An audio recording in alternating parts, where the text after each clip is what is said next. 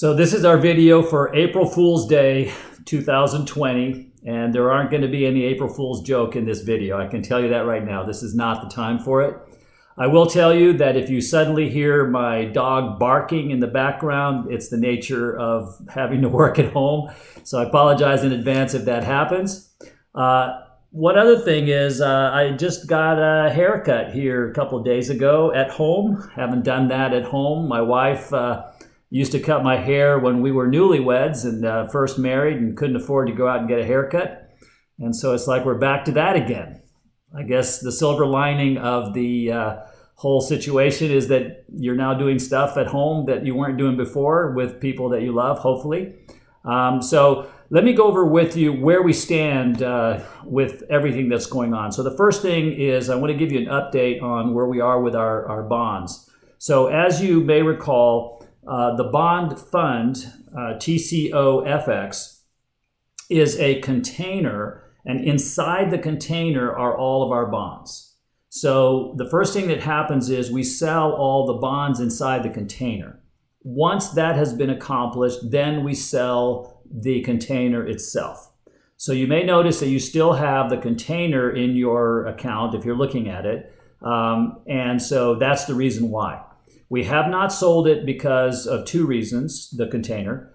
We still have about, as I record this, about $500,000 in some bonds that we're waiting to get a good pricing on. And so those are still haven't been executed yet. However, that means that's 500,000 out of about 1.6 billion.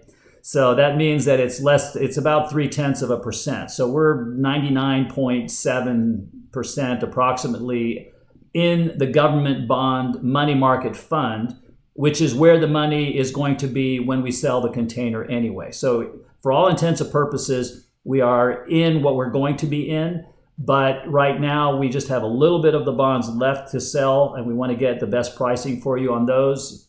500,000 as a percentage is not a lot of money, but 500,000 is a lot of money. So we're going to make sure we get the best that we can for that.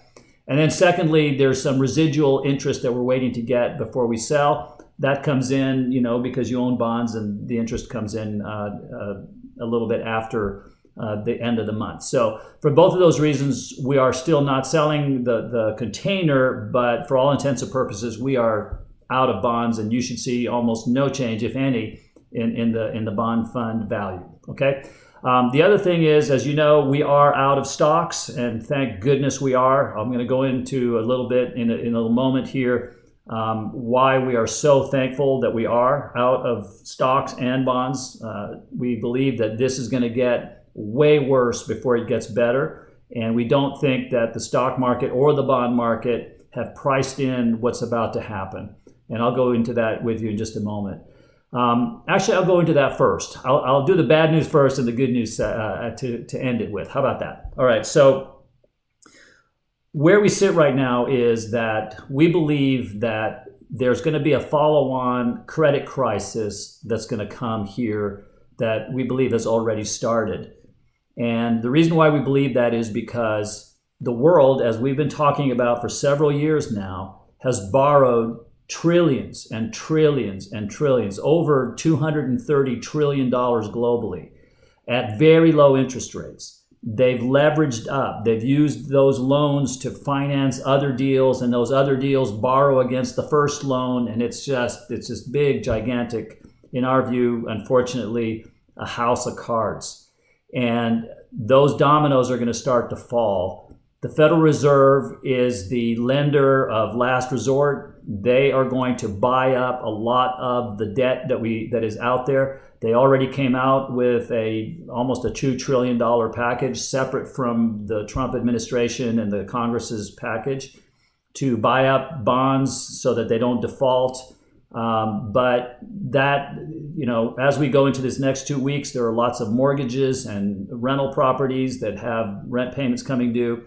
And we're going to see a lot of those payments not made. And, our economy is a $23 trillion economy.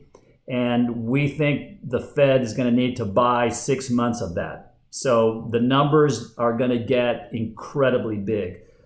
5 trillion is nothing. We think this might even go to 10 trillion.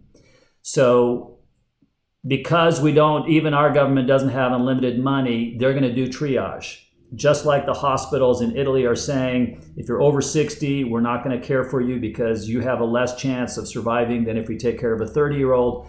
I think the government's going to do the same thing with businesses. They're going to be forced to say which companies are we going to help them get through this and which ones are we not. Unfortunately, there's no other way of doing this. There's not enough money to go around to save everybody.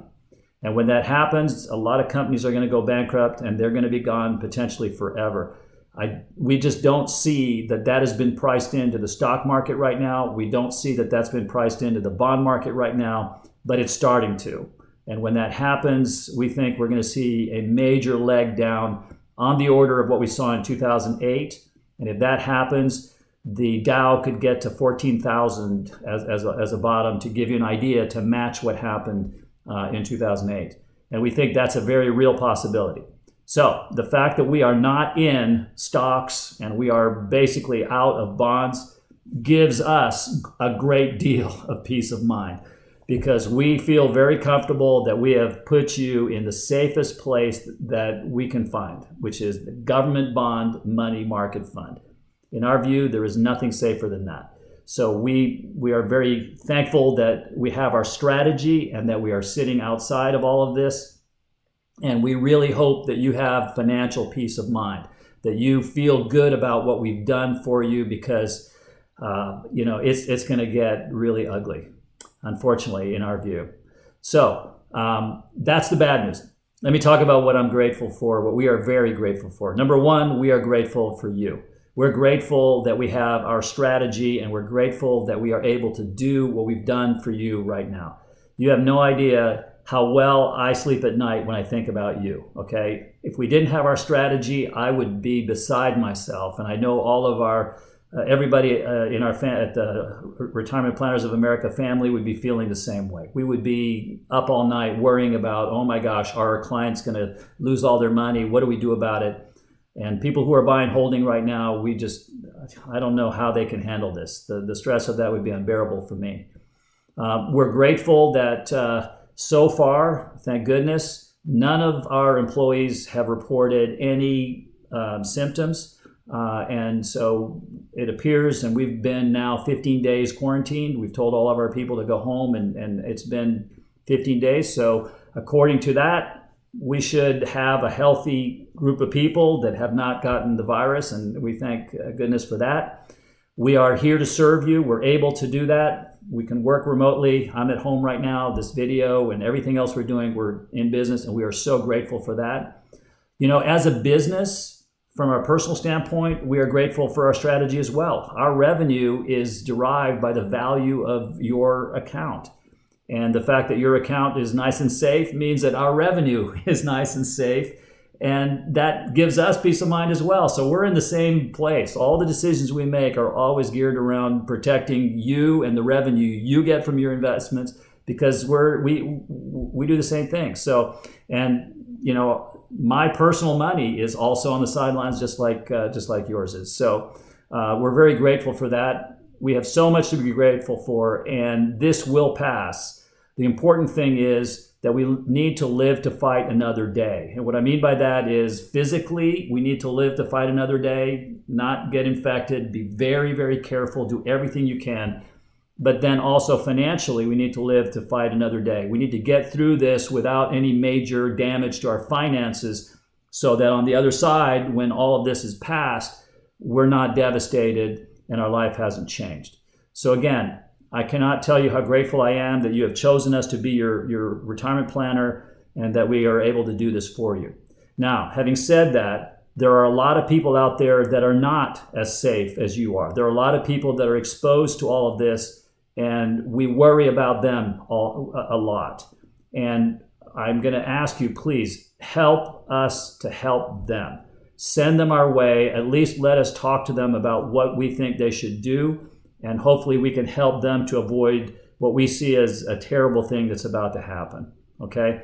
And so that I appeal to you in that regard. In 2008, we felt that we didn't save as many people as we could. And we still feel that there's an imbalance, that we should have done more.